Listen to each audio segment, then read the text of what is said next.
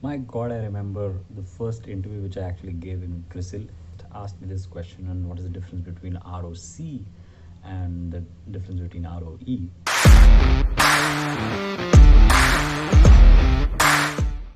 Even that simple question, when it was actually asked to me at the heat of the moment, I realized, I really lack the understanding of the difference between ROC and ROE. Of course, I remembered the formula, but at the moment of actually explaining the difference between ROC and ROE, I was blank. I'm sure that happens with you as well, and it happens with a lot of people. And I'll tell you what the reason is. The reason is first principle. Most of the investment banking concepts or equity research concepts or any concepts which are actually tested in any finance interview, the base of all of it is actually the same. Okay.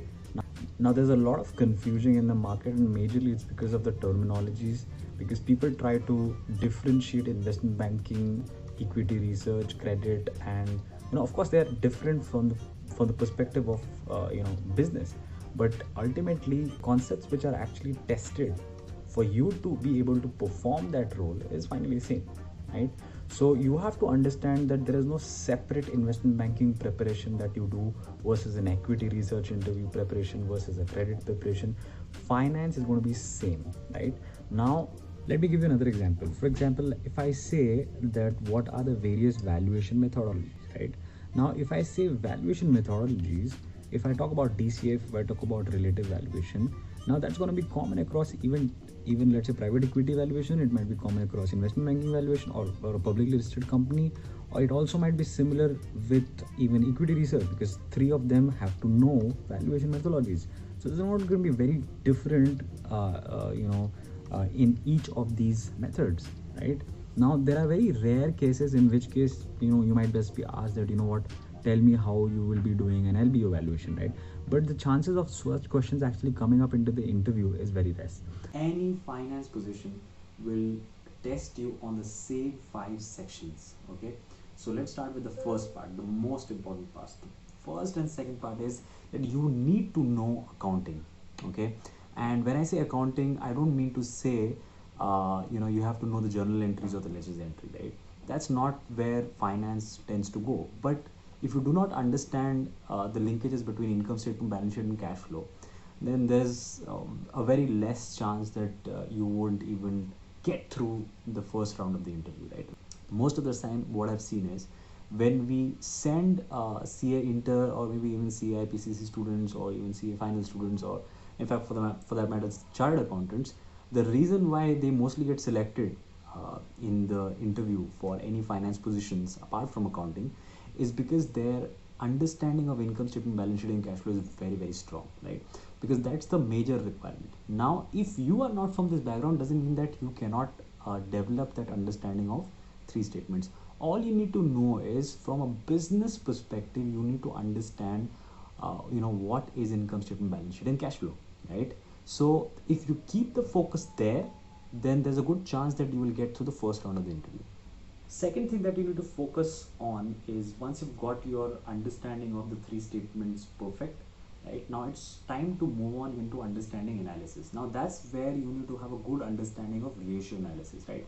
Now do not approach ratio analysis saying that what, I'll just memorize the examples, right? I'll just memorize the formulas. Memorization is not really going to help you. Take two companies, okay? For example, just take Asian Paints versus, let's say, Berger, or take any two companies which are in the same business, and try to analyze them from the business angle. See, all that ratio analysis actually is doing is trying to reduce the size of the company's financials, because saying that Infosys earns 10,000 crores versus saying that, let's say, Emphasis earns 5,000 crores, it's very difficult to judge how the business is performing just by looking at numbers. So what ratio does is just simplifies, and you just talk in percentage.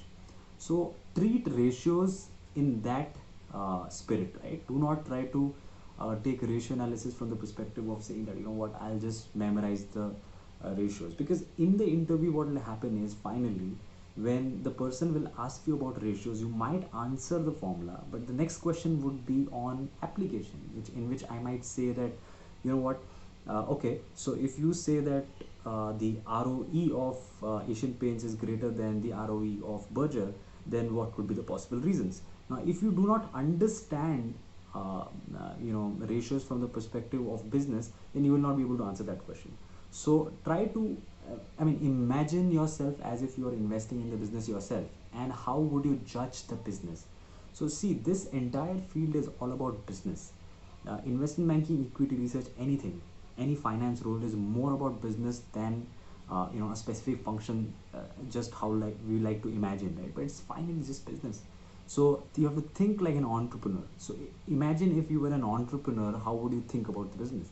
So if you try to understand ratios from that angle, then trust me, it is going to be, you will never forget, first of all. Second, you will always have insights to give. And third is, it also will help you in generating interest, right? The third part where you should focus, now here we are saying that okay, fine, we have the base for everything. Now let's get into the advanced stuffs, right? Now the advanced stuffs where you want to be focusing is on financial management, concepts like capital budgeting.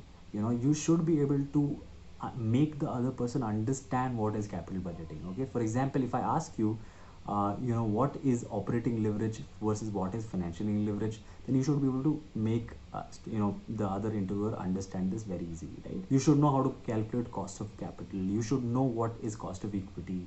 What is the effect of debt on the cost of capital, how does it finally affect the business, right?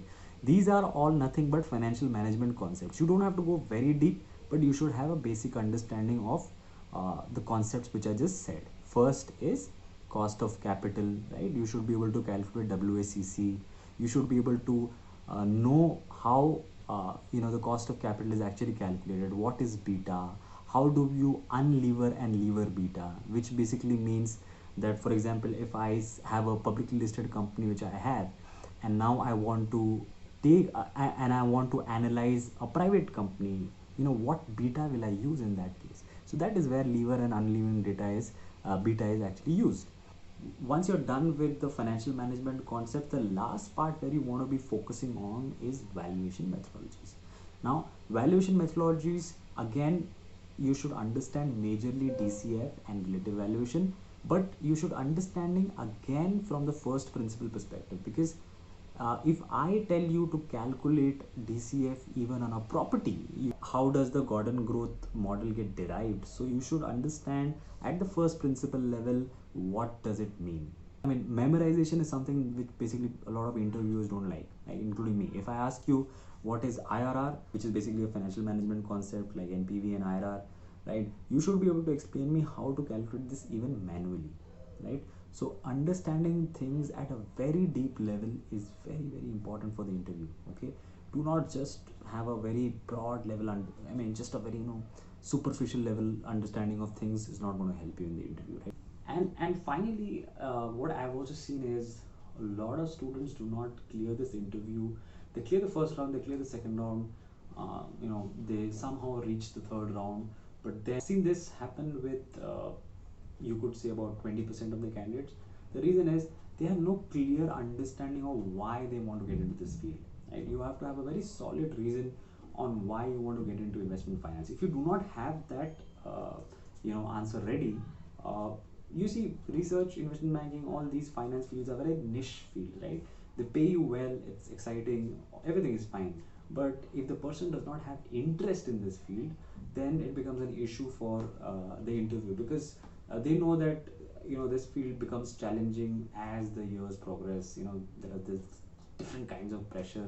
You do not use your creativity. All of these are factors because of which you should know why exactly do you want to get into this field. Like, so successful candidates which I've seen being in the third round are majorly because they have a very clear clarity on why they're getting into this field. So some might say that I like numbers, I'm very good at maths, and I want to apply maths in finance, or I like investing, I've done investing, I've been investing since about 4 years. So they've taken initiatives to develop and nurture their interest in finance. So if you do not have that clear cut answer in the final round of your interview, then there's a good chance that you might not be very successful in such interviews, right? So just to summarize, I'm just going to say 4 things which to remember. One is very strong in financial statement analysis, which is part accounting and part analysis from a business angle. Second is focus a lot on financial management concepts like NPV, IRR, cost of capital, WACC, operating leverage, calculating beta, unlevering beta, know how to calculate free cash flow to firm, free cash flow to equity from various line items. You should be able to do it from various line items. If I tell you to calculate FCFF, FCFE from EBITDA, you should be able to calculate it. If I tell you to calculate FCFF from EBIT, you should be able to calculate it. If I tell you what is EBITDA, you should be able to give me an example for it, right? So and the fourth part is obviously the valuation part, which you should focus on DCF and relative, and have a very deep understanding of how this valuation works and what are the pros and cons of it as well, right? Should just do not talk about valuation, but also talk about the pros and cons of it, right? What is the gap, right? Justify it. So that's how you actually prepare for a finance interview. There's nothing more complex than this, okay? And if you really want to learn such interview focused content, to clear such interviews, we run this program called as the financial modeling program, which is the 200 hours program, in which we actually make you not just learn financial modeling just because you want to learn, get a certificate and just prove to the interviewer that I know financial modeling, but we do it from the angle of interview preparation, right? So we start from the very basics. So we make sure that you understand the concept from its creation till the application, so that when you actually face the world in terms of interviews or even starting a business, you know what you're doing, right? So if you're interested, pay a visit to our website, check out the reviews, check out the content, and I hope to see you in the class. Thank you. Bye-bye. Hey, by the way, if you are liking my content, please do subscribe and like and share. It really helps us in going. Put your questions on the comment box so that I can answer your questions related to interviews and career planning. Bye-bye.